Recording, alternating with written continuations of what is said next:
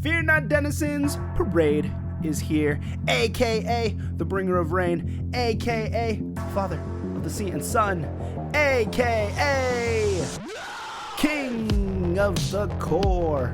And I have none other than my illustrious co-host, the host of the Celebration Canteen on YouTube, Uncle Sheev on twitch.tv, aka the Wizard of Oscars. I have none other than Eli from the Fan Awakens. How are you today, sir?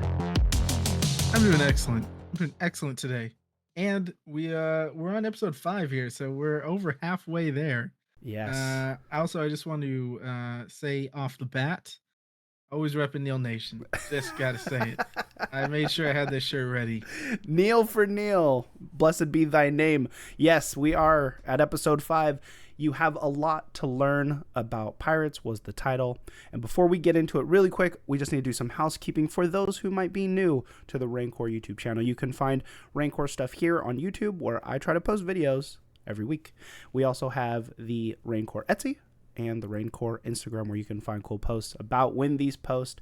And 2025, I have goals to post more about like collecting and the things that I'm interested in, maybe behind the scenes of what we do here on reigncore. Oh, what do we got there? We got a couple stickers. Hey, representing.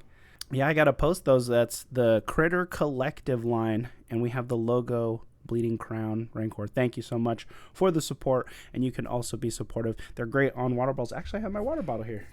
I also have mine, and these bad boys can take a lot of damage. They're weatherproof. You can put them on water bottles, put them in the dishwasher, put them on your phone, outside. It's a good time. It's a good time, and thank you guys for supporting it. It really helps out the channel. Eli has the Fan Awakens blog. Do you want to talk about that? Yeah, it's been in the testing phase for about a month, but finally we started to post on the fanawakens.com, and it's going to be pretty much a companion to the Fan Awakens YouTube. A lot of the things are going to be posted on the blog, and then a video more or less going over the same sort of thing, right? So you can kind of go either way you want, but we got that going on the fanawakens.com. Excited for that. Yes, sir. Yes, sir. And remind me too, because I keep forgetting, we need to do some kind of collaboration before our celebration trip in Japan. Me and Eli are headed out there. So if you guys are headed out there too, we hope to see you guys there as well. But let's get to the task at hand. We are talking about episode 5 of Skeleton Crew, directed by Jake Schreier. If you know that name, he has directed Robot and Frank, was on his IMDb, 6 episodes of Beef, and the upcoming Thunderbolts MCU movie. So I was very surprised to see that, and now we have a little taste of what he can do in the Disney family. And I'm actually kind of more excited for the Thunderbolts, given my impression of this episode. And also, composer was Mick Giacchino, son of the great Michael Giacchino. And the music was awesome. Making a name for himself. For sure. But Eli, search your feelings. Tell us what you know to be true. What did you think of this episode of the Skeleton Crew? I thought it was a pretty fun episode. It's just continuing this fun adventure. You got the kids acting like some, what were they? Some little wise elders or whatever the case it was. Yes. Jawa adjacent looking fellas. Oh yeah. I didn't even creatures. think about that. Yeah. I thought it was a fun episode. I thought, again, I do love the ongoing gag of Jod having a million names. Yes. And like, it's another new setting. We got these pleasure barges, and there's lots of some funny lines in here. And obviously, it's this adult only resort. Definitely not what I expected to see when we're going to see this ancient captain's lair. Right. But I dug it. I thought it was a lot of fun. Yeah, same, man. I think this is my favorite episode of the season so far. We get something completely different, unexpected, right? They ask SM33 where we're going next, and he's saying like, it's where he kept the treasure was Skull Ridge Mountain, right? Yeah. And then, they get there and it's like the snowy place. And I was like, oh, this visually looks really nice, right? It was like bright and the snow's all bouncing off the light. And they see the pleasure barge, like you said, and then you get the 2 security ships, and they're like, "Welcome to Lanupa," and Jod gets really happy. He's like, "Yo, you brought us to Lanupa?" And he goes, "Well, it goes by many names, Battle World." What was the other name he mentioned? I wrote it down somewhere. The Demon's Rest. The Demon's Rest and Lanupa. So I was like, "Oh, this is really good." It was really funny. But even before that too, they had SM-33 tied up from the previous episode where he was going to, pull them apart limb from limb. And there was actually a pretty interesting moment where Jod calls out Fern for being scared. Like, they're like, someone turning him on. He's like, well, Fern, why don't you turn it on? And she goes, why don't you turn it on? And he goes, oh, well, you're scared. And then she goes, I'm not scared. Or I don't know if she says I'm not scared, but she turns to KB. She goes, KB, turn it on. Yeah. And so I was like, okay, we've established that she has a little bit of fear in her. It was cool too, because she told him he's scared first. Very true. And then she's like, you're scared. And then she just pushed it onto KB, Yeah. And KB gives her a look, and I'm like, oh man.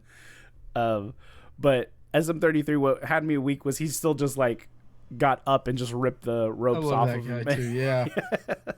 And I'm like, man, SM-33 is climbing up to one of my favorite droids in the Star Wars universe. Yeah, same. I wasn't sure at first about him. I wasn't sure about the guy. I'm like, it's very piratey. I'm not sure how much I'm gonna vibe with this, but every episode he just has more and more moments, man. I do love that too. It's like the Superman moment, or whatever the case. He's making them, feel comfortable, I guess. Yeah. I think he's got a conscience on him. He likes these kids. He does. Yeah, and he seems like a good. I don't know if you would call him first lieutenant, but he is a good assistant to whoever the captain is, and lives up to the pirate code, which we'll talk about later in the episode. But it's interesting that he now all of the memories are unlocked. So now he's talking about Captain Renaud. And it was funny because that was mentioned in the last episode. He's like, oh, Renaud's ghost or whatever. And online, people were saying it was just the inverse of Richard Donner. And it was like an Easter egg, but now I'm wondering if it's still that, which it probably is, but to have the name there and it being like a character kind of, pushing this plot forward. And they mentioned the ship now on Excinder. I mentioned that in a previous episode based on Legos. But I like how he's telling the kids these stories, and he's like, oh yeah, and his concubine stabbed him with his own dagger. The kids are like, what's a concubine? Neil, yeah. What's a concubine? Love that guy. But also, it's funny, too, because, it's almost like a Force Awakens moment, This is the Millennium Falcon, but it's only Jod that cares. Yeah. Even when he's when Jod's recounting the grand tale of Captain Renaud and what he's been doing in the galaxy, they're like, who cares? We don't care. Get us home. I don't care. So dismissive. And so there's been a lot of Fern versus Jod, and it comes to a head, right? As we get to the end of the episode. But surprisingly, Wim, and it's funny, I think about you now every time we have Wim on screen or not on screen. Wim runs off crying, right? And when my first initial watch, actually I watched it twice. My first initial thought was Wim is sad because he wants to continue the adventure. And now the closer they're getting to going home, he's sad. I thought that's what it was going. But he's like, I miss my dad. And it was funny because Jod actually goes, oh dear, and just tries to leave. And he's not even really interested in helping this kid. And until he mentions his mom's not around, or his mom's dead. Yeah. And then this is actually a really cool scene where Jod mentions, well, the easiest way to get over it is to forget about them. And he goes, you call them attachments. And I'm like, oh, so we're getting Jedi into little Jedi training, I see. It also has me thinking that it also made me write this note down. And we'll jump into it. It's a prediction. Is Jod actually... We're not sure if he's a Jedi. We're assuming Jedi trained. But the way he's acting towards the end of this episode, is he a Sith? Or a dark user of the Force? Do you think we're going that far? I don't think so. You never know. You never know. I just have this feeling like it's going to be something a little more complicated. Like his mom was a Jedi and she, I don't know, or his wife was a Jedi, or like Oh, someone he interesting. loved, or someone, and he learned the Force through, or like his, I don't probably not a sister, but like I just feel like they keep, I don't know, he keeps saying he's the same and he was abandoned and he's alone, and Yeah. yeah, he lies, but I also think that there's, like, I feel like those lies have some sort of inkling of truth to them in some way, shape, or form. You know what I mean? Yeah. Even if you use them to just manipulate the kids. Yeah. Um, so I don't know. I don't think he's a dark Jedi. I don't think he has that, like, you never know. I just don't feel like he has that streak to him. Also, Sure. when you look at the timing of it, I mean, he's old enough to have been around During the during, Clone Wars. when the Jedi were still around during the Clone Yeah. Wars and whatnot. Maybe it's tough. Maybe he got abandoned. I hope he wasn't, I hope it wasn't another thing like, oh, I'm an Order Yeah. 66 kid and I barely escaped. Possibly. Yeah. I mean, well, maybe he could still be an Order 66 kid, but similar to Kanan and Jarrus, where they're not at the temple, they're Yeah. somewhere else, and then his master gets shot down. I don't Interesting. know. Next episode is directed by Bryce Dallas Howard. Bryce Dallas Howard obviously has connection to the rest of the universe at the time. Okay. Are we gonna Grogu, my old pal? We had lunch together. We had me and my little pal Grogu all grown up. Yeah, yeah. Well, there, and that makes me think too. You saying that, and I thought about rest in peace, Carl Weathers, but the bounty hunting guild was mentioned, right? Was his thing. That is true. So there's a little bit of ties there. But I think the next episode is Bryce Dallas Howard's directing it. We're gonna get a Luke and Mando episode, right? Hey, we're gonna get another Luke and Mando. Luke is gonna come save the kids off of Lanupa, and the Mando will show up and stop John. I know, I'm just kidding, but we'll see. I don't think we'll have any of those episodes in this show, thankfully. I don't either. Yeah. But it would be funny if, I mean, those were the best of Boba Fett, but yeah, I agree. We don't need a side plot here. I know in the previous episode you asked who I thought was gonna make a cameo, and I was considering Hondo Ohnaka, right? Yep. Do you think with Bryce directing we're gonna see a Mandoverse cameo? I just have a feeling like that's clearly would be the episode to do it. Yeah. And even story-wise, it feels like maybe this is that point. Who knows how this is going to play out given how the episode ends, and given the kids are separated in a way from John. Yeah. Are they going to board a ship on their own and do it again? Probably not. Yeah. So that's what I'm thinking. Someone's going to have to help them with a ship. I agree. So we'll talk about that towards the end. We'll think on it. If you guys have any predictions, please leave a comment below.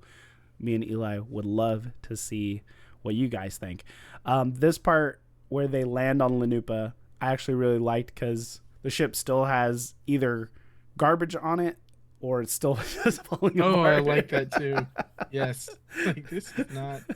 The Onyx Cinder has so much personality in that way that it's another hunk of junk and garbage ship where when it lands and just things are falling off of it and things are like spewing out the sides, and she's like, we need to get waste control up here, which was interesting because I was like, what does that mean? Do you think like they're not like, is it like garbage coming out of it or like bathroom waste? What are you talking about, lady? What are you talking about? So I thought that was interesting. I don't know. There's a lot of gunk in that ship. They need to sweep. They need to sweep and a mop in there, man. It was a cool scene though, because it just obviously stands out, and they stand out. And John, even to be fair, on the ship, when they were flying in, are those children out here? They're not allowed here. Yeah. And he's like, I'm gonna need every single credit you guys have, to get through this thing. And two, I watch it with closed captioning. Old Republic credit was capitalized this time, so it wasn't like an old Republic. It is I believe it is actually the Old Republic. And I mean, we learned some things about that, and we saw the parents again, and I do like that we seem to see the parents very sparingly. Yes. And also they're not idiots, which is great. Like, I'm not saying they're the smartest around, because it was a little goofy what happened with the dad. Yeah. I had skipped that scene on the second watch. Yeah, it's pretty goofy. He's like, show me your hand. I'm like, we don't need this. Yeah. But I'm glad we're not sticking with like, sticking around. We're moving the plot I'm forward. glad it's Every not time we like see longer them, it's scenes. progressed. Yeah, yeah, Yeah. yeah. And it's like they are worried about their kids, so it Yep. shows that they care and they're trying to do something.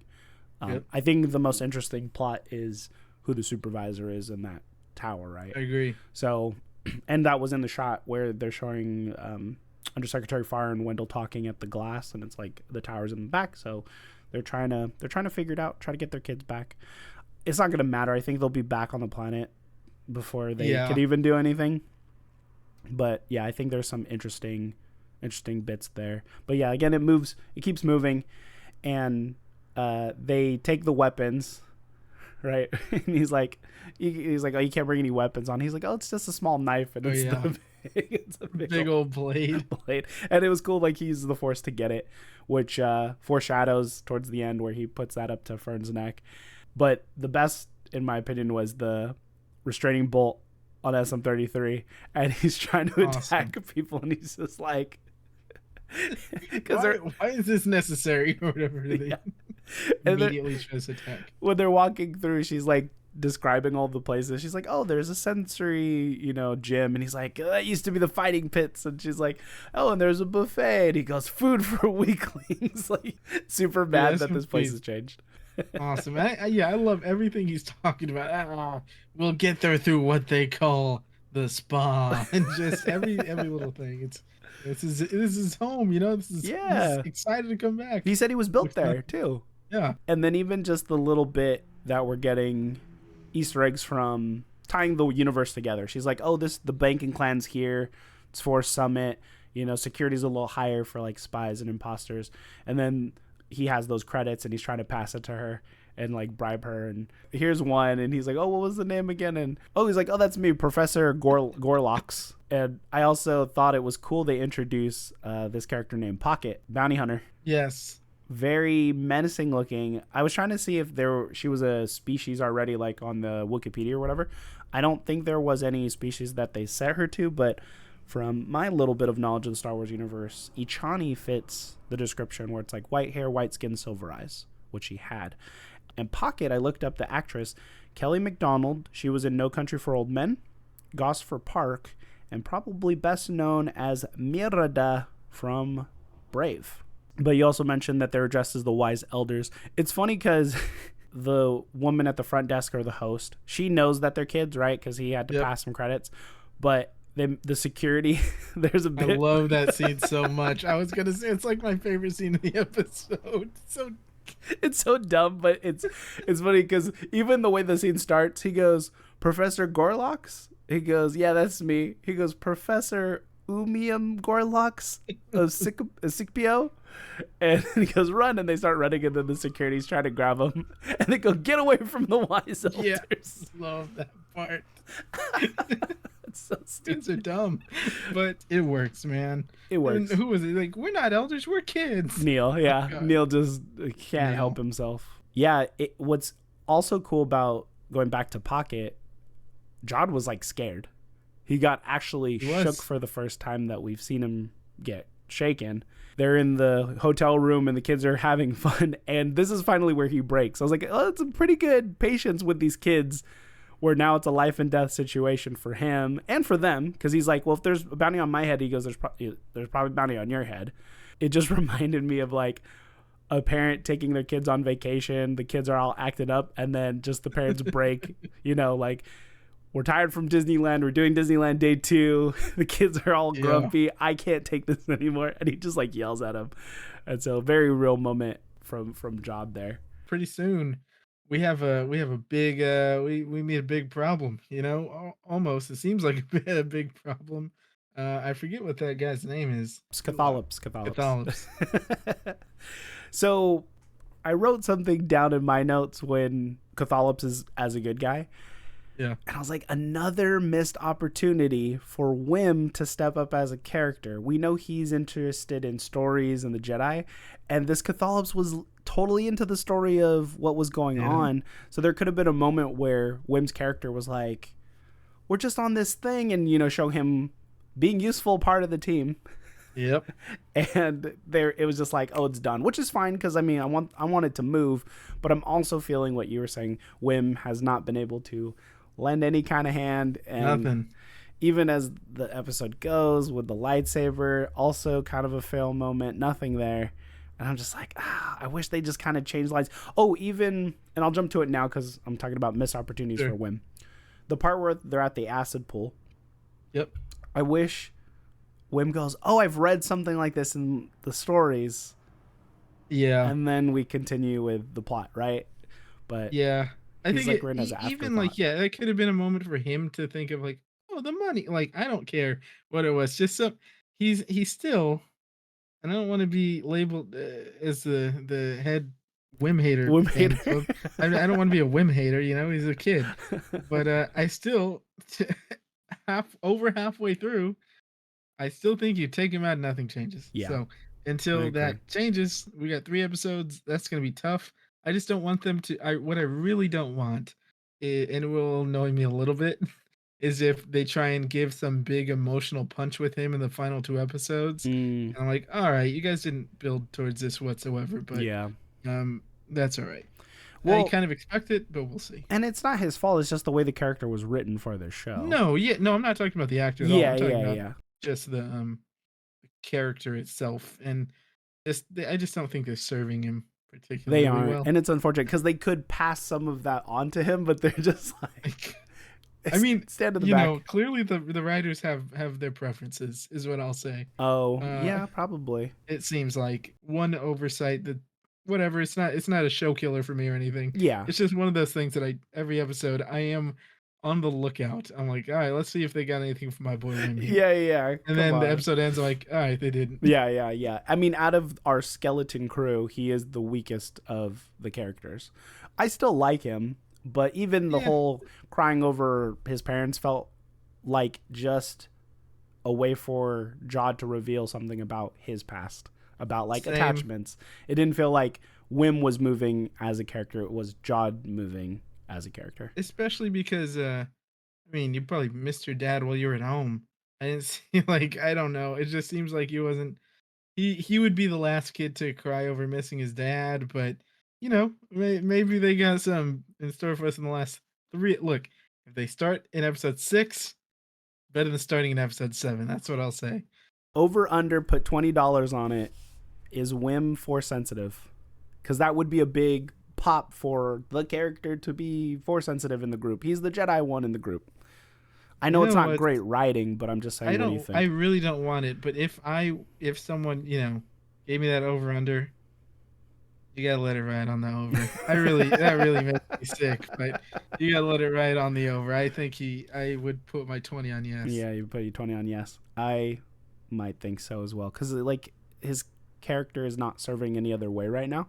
No. So I could see it like some moment where finally Wim is needed, and he's like, oh, and he reaches his hand out, and then I don't know, Fern doesn't fall off a cliff. Yeah. No, or Neil doesn't fall off a cliff. Neil doesn't right? fall. Yeah. No, Neil still falls. Yeah. Oh, sorry. I mean, if they're gonna do it to my girl Sabine, I feel like anyone could be a Jedi at this point. But hey, look, that's the one small gripe I have every episode. That's fine. We put it out there, but I still think that there's we get to see Urkel come back briefly. So brief. Very briefly. It feels very Captain Phasma-esque. It does. I keep just because obviously it's not like he's a A-list actor or anything, but he is a name and he's a face he's a name people recognize. Yeah. And his look, they gave him a cool look in the show. I do constantly expect he's gonna come back and do something. In this episode, we mostly hear his voice a couple times. See his face once. Silvo! I was expecting John to go, did I do that? You know what? I could see Neil saying that on accident. Yeah. He's like, did I do that? Some joke like that. Yeah. And with how many references they put in this show, I would not put it past him. And I'm not sure if I would be mad about it. I would just okay, I see what you guys. It depends on how they do it. Yeah, even if Wim was a Jedi, if it's written well and it has like that beat or whatever. I don't know how mad I'm going to be about it. Yeah. Because at this point, we're on track of having so many Jedi alive during the Mando times. Wim is going to be in Rey's school. He's going to be the first student. He's older, and he's just, going to be played by Anthony Ramos. I was thinking Vic from Batman. All right, Vic works too. Yeah. We also get a couple other names for Jod, right? Mad Captain Silvo, Jodwick Zank, Dash Zenton. And you called that too, because you're like, is this guy going to have a long list of names? The one prediction that we've had so far, you called. So good on you. 1 point to you this week. And what I noticed, the scene where KB unwrenches the pipe on those guys and they get muddied out. Jod turns around and punches a security guard, and it makes the Indiana Jones punch sound. Yes, 100%. And then it started clicking with me that I'm like, oh, this is an Indiana Jones episode, because they're finding treasure, don't touch anything, throwing rocks and booby traps. I was like, oh, okay, this is why this is fun, because it's just like taking something that exists in IP, Lucasfilm heavy. Lucasfilm ties, all that stuff. Yeah, it's cool. It was cool. And even like the symbols and like breaking the symbol to reveal like, oh, there's another thing underneath. Yeah. The Indiana Jones movies are great. If you haven't watched them, watch them. All we need is someone to be afraid of snakes or something. Fall into a snake pit, and there you go. Yeah. That was the one thing that was Harrison Ford. One thing, also going back to the traps, I like the decapitation bit. I thought that was a fun bit that they did. When was that? So they're walking. So Cthulhu drops them in. He's like, oh, if you guys finish your story, I'd love to hear the end. And they're walking through the tunnel. Neil steps on a button. Oh, yes. I do remember now. and there's like, oh, no, this was kind of funny because it's a skeleton and the head is off. And someone goes, oh, decapitation. In my mind, when I saw it, I was like, oh, the skeleton head just fell off of the skeleton. Or the skull fell off of the skeleton. And then the laser beam comes and it almost gets SM-33, almost gets Jod. And the kids are short enough where it's not getting them. Yep. And then there's a great moment where Jod's like, I'll take up the rear. And Fern's like, you're still scared or whatever. And she's like, no. He's like, fine, the middle. It's like, that's great. Got it. I got it. I see what you're doing, Jod. But the acid pull, going back to the acid pull thing, they talk about it's the line or the title of the show. You have a lot to learn about pirates, and it foreshadows where they're like sacrificing life. And he's like, the Captain Renard doesn't care about life. He cares about money, right? And then that just shows Jod when we get to the end where he's putting up these kids' lives. He doesn't care that much. He said he doesn't want to hurt them, but he wasn't above getting to his goal of being rich or having treasure. So I thought that was interesting. Yeah. I mean, it is interesting too, because he definitely, obviously, he's in it for the money. He wants his treasure. You're surrounded by treasure, but you want more. It's endless greed. Yeah. And like, obviously he could have, I know he's not going to. He could have just punched the kids, and knocked them out or whatever. I challenge you for captainship. Punch. Yeah. He didn't do that. It wasn't necessary. So there is some sort of restraint there. He's not totally ruthless. But he did still put a blade to Fern's neck. He did put a blade to a kid's neck. And she mentioned that she's a kid. Yep. One thing I thought too, going back to the is he a Jedi or a Sith? If he force chokes somebody, then we'll know. Then we will know. I mean, hey, Luke force choked sort of, That's true. 6. Actually, that's true. So it's not necessarily, and Rey hit the old electricity. Oh, okay. So okay. Hey, you got me. Hey, you got me. But I do think if I don't think he is. We have to find out though in these next 3 episodes, Jod's origin or background. Yeah. I think you were right how about he has these powers. Yeah, I think you're right about last week where you said there'll be a flashback episode. I think that's what we're coming up to. I think so too. I mean, this next episode would probably make sense for it, if not the 7th. But, it's Bryce Dallas. Hey, wait a second. If it is a Bryce Dallas Howard episode, maybe the flashback is where we see the cameos. Ooh, yeah. I didn't think about that, but maybe. Okay. Who directed the episode where Ahmed Best was at the temple saving that was Grogu? it was R.I.P. Rest in peace. It was Carl Carl Weathers episode. Okay. Because I was wondering if Bryce did that episode, and I was like, that'd be a nice little tie-in. sabered hand in here. Mm-hmm. Very cool. It was super cool. Awesome freaking cameo. It was, man. That's one of my favorite cameos of all time. Yeah. Redemption arc.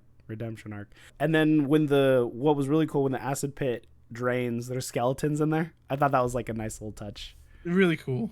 Felt obviously very Indiana Jones there. Yeah. Spikes with skeletons. Yeah. It is, and then also they had that moment too with the gravity well they had with spikes above. Yeah. And it felt obviously very Indiana Jones as well. But that was a pretty good scene. It took me 2 episodes to figure out this was like an Indiana Jones thing. But it's all there. Smarter people than me probably noticed it before I did. The treasure room, super awesome looking. Opens up, it lights up, and there's just a bunch of treasure. What I thought was interesting, and they showed this in the trailer, but the seat, the throne, is a Weequay skull, and famous Weequay, Hondo Ohnaka. So there was a little call when they actually find the holoscan, and Neil goes, "What's wrong with the picture?" And I'm like, I wonder if somehow Hondo might be a lineage of Renard in some way. That would be cool. Yeah. I'd be down for that. Because I was looking, I even looked up the Weequay lifespan, because I was like, could this be Hondo, but like from however X amount of centuries ago? But I'm like, no, that doesn't make any sense. No. But I love that there was a lightsaber there, obviously foreshadowing someone's going to grab it. But no one touched it, and they said look out for something different. Which was also interesting that he had to put his hand out to up the roast, where this whole time he's been using the Force to do stuff. It's like, you probably could have safely. I thought he was going to use, yeah, but he didn't. They show the chair fall out from underneath Neil as he tries to reach for the roast, and I'm like, is this a call back to New Hope and the trash compactor? You think the trash compactor? That's what I was thinking too. Like, okay, all these to be honest, all these traps so far have been death traps. I thought it was going to be kind of convenient that this one. They just hop down, maybe, but that's what I'm assuming. It'll be some sort. I mean, if they're going further in, I don't know. Yeah, I'm very curious. I'm very excited to see where they end up and how they get out of it. But going to showing the holoscan revealing that on Atten there's Old Republic mint, and they explain to the audience, mint is to create more money, and Jod is above and beyond himself, where they're like, hey, you're still gonna honor your deal, right? Padme meme, Anakin meme, and yep. And I think you called that too, or you mentioned that you're like, why wouldn't he just challenge for captainship? Captain. And so it finally happens here. I do like the way it played out, though. He's a very capable pirate. Has the Force. He's a grown man, and so Fern did try, to her credit. She tried to do something there, and then Wim made himself look like a fool. But yeah, he's like, this isn't one of your stories, kid. I was like, oh, we're getting a Finn moment, like turning on the lightsaber, and it's like, don't touch her, kind of thing. But that's not what we got, and it was. Of course, it's a laugh, but it's also sad. It is sad. I agree. It's like, oh, his hero moment. So I am assuming he's going to get one later on. Because he has to have some kind of lightsaber. Oh, a hero moment. I'm like, whoa. Not with a lightsaber. Not with a lightsaber. Yeah. A hero moment. I agree. I think he has to. In some way. Maybe the Force. I don't know. But I really appreciated the moment where Jod's back is turned to them. They're asking Fern's asking if he's going to keep his side of the deal, and the tension that they just kind of like sit there, and Jod's contemplating what he's going to do next, right? And he probably didn't really want to, because he even told Fern, he's like, I don't want to hurt you, just yield. He told her multiple times, and she is consistent with her character, where she's going to be stubborn about everything, especially when it comes to him. But at the same time, why does she feel the need to be the captain, right? Because, like, I don't know, maybe I'm a different kid, but I would have given it up to the guy who's threatening my life. Like, I think it's a trust thing. I think even though like she doesn't trust him and she thinks she has some control over it, you know. And I mean, I guess maybe that's just she's supposed to be top of her class. She's supposed to be, you know, mom runs things. Yeah. I just think it's like, okay, we don't trust this guy. And every single person they've ran into is like, don't trust him. Don't trust him. And I Yeah. to their credit, I Yeah. don't think they really have. They just have been consistent about like, okay, we don't trust him, but he's the only chance we have, you know? Right. So, you know, eventually that luck of him not turning on you runs out, I guess. Yeah. But you know, to be fair, I don't think they ever not fully trusted him. You know what I mean? Sure. They just kind of tagged along and helped. But they were trying to use each other essentially. Yeah. And he outsmarted him, I guess.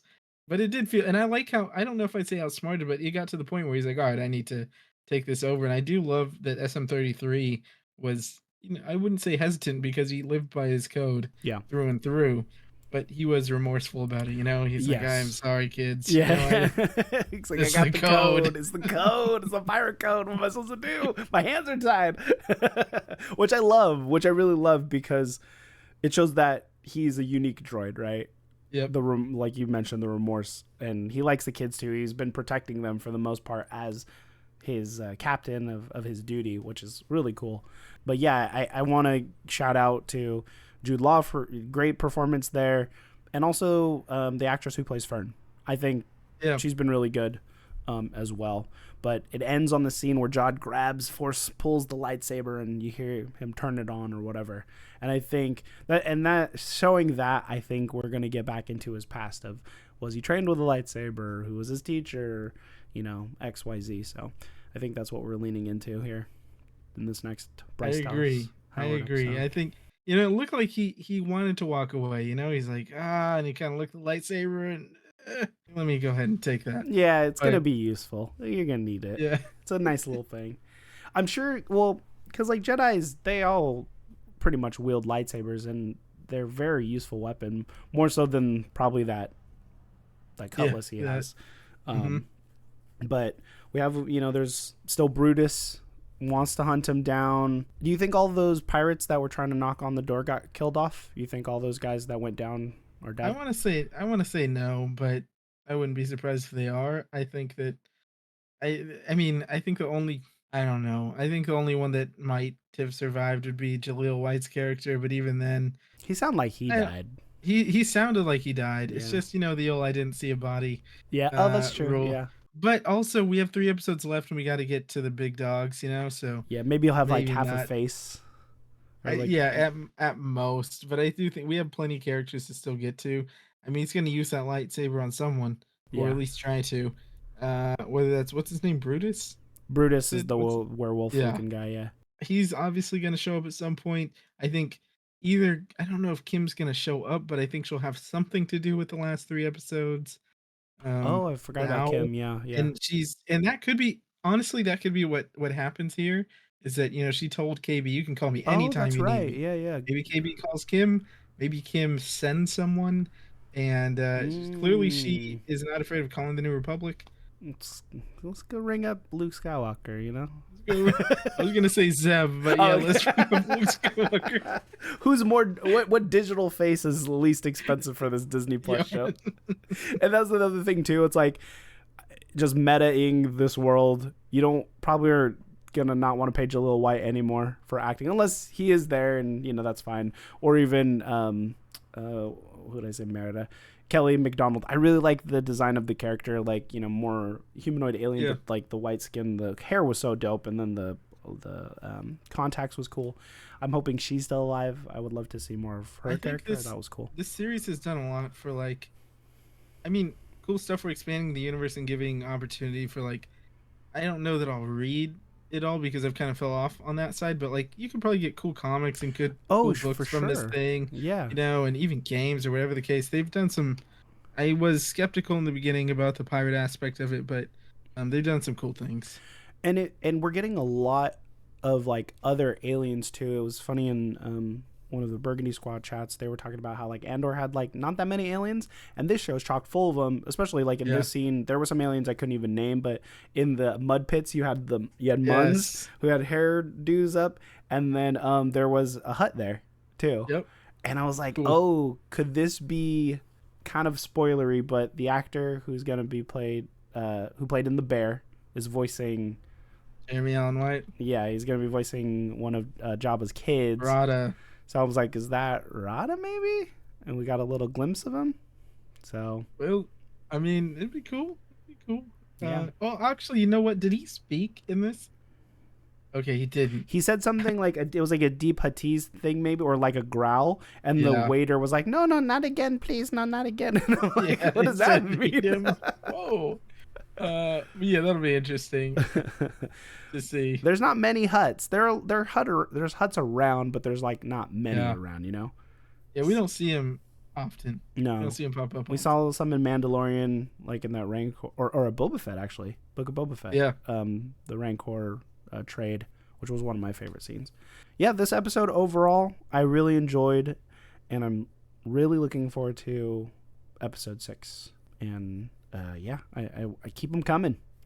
Hopefully get a season 2.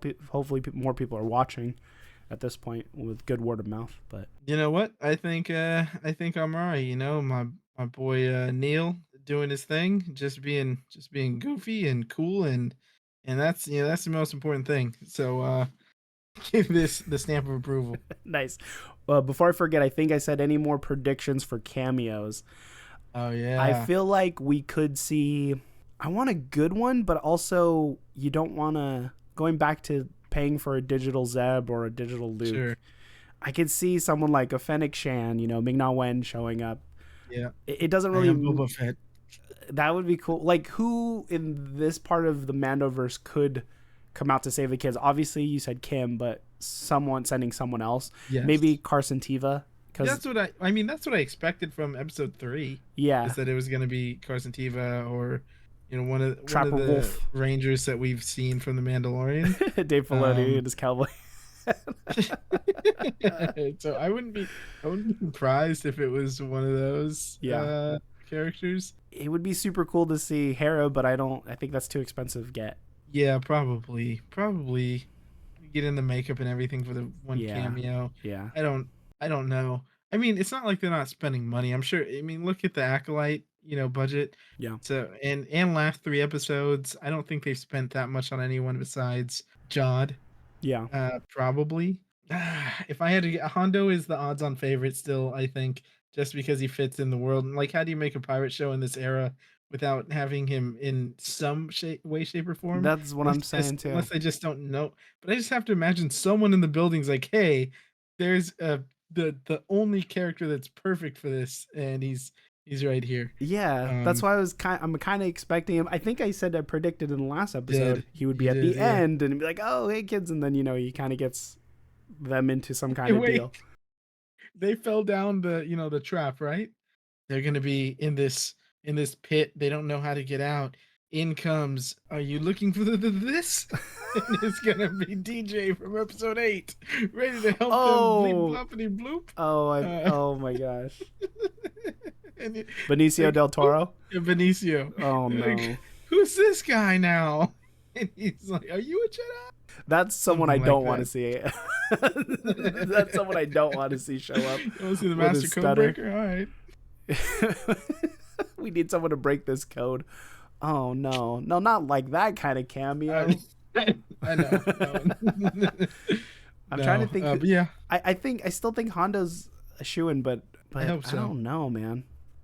Every time we try to predict something, it never really comes to fruition. There's another line that kind of stood out to me though. Going back to when the bounty hunter called Brutus, and he's like, "You better not be telling anyone else," or whatever he said. He's like, "Oh no, I'd never do that." I'm like, maybe she did, and maybe that's when Hondo comes through with his group of. Well, that's why I was thinking a Fennec Shan, but I mean, rest in peace, Carl Weathers again. Yeah. I thought you could send Carl Weathers out here. He would be a kind of a rich pleasure ship guy, right? For sure. They better not send Mando. I know. They better not send Mando. But they're like, Remember at the end of what was it? Was it the last season where they're just chilling out just and chilling. he's like, "Oh yeah," and he's asking, "Oh, if you have anything that comes your way, let me know." And so it's gonna be a quick scene, and they're gonna have Zeb just from behind. You're not gonna see his face, and he's like, "Hey, I got a job for you." Insert the random Mando episode. Bryce Dallas Howard, you'd better not put the freaking Mandalorian in this show. I'm gonna be so mad. In comes the N1 starfighter. And with yeah, coming into Lanupa. Coming in hot. He's like, I don't have room for all these kids. I wouldn't mind seeing Tamora Morrison as Boba Fett though show up. Like, to me, that just and all he says, like, who are you? I am Boba Fett. I am Boba Fett, like a bantha. This is like, get in, kids. Yeah, like well, I do. Slave I have One to shows believe. Up. I have to believe we'll see someone.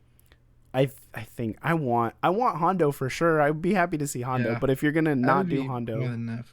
Yeah, but they have like the makeup and the outfit, and it makes so much sense. Galaxy's and we've Edge. Seen other people from his what is his the alien called? Weequay. Yeah, Weequay. We've seen them already. Yeah. So like, yeah, I mean, we could definitely do it. But yeah, I mean, I feel like it's not shooting too far. You know what I mean? We're not shooting too high. We're not looking for.